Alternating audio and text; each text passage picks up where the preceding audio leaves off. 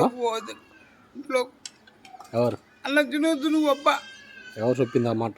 కొడుకు ఏ కొడుకు అని పేరు? సంతోషా? ఏంటి ఏడంట అన్నావు? తినకూడుతుంటాయి గంట నిండ నేను అన్నం తినకూడదు. సంతోష్ చెప్పినా ఏంటి? వాడు సంపాదించి చేస్తావు, నువ్వు సంపాదించి చేస్తున్నావు?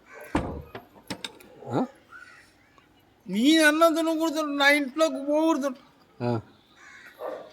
ఇల్లు నిద్దని పోకూడదుంటా. ఏందా ముడిపెత్తున్నావు దానికి? దానికి ఏం ముడిపెత్తున్నావు?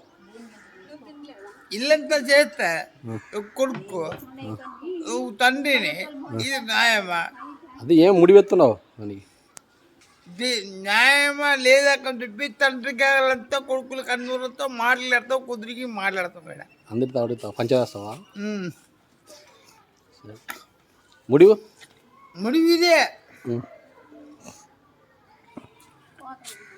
తిరువనా? అంతేనా బాధ నీకు? తిరువనా?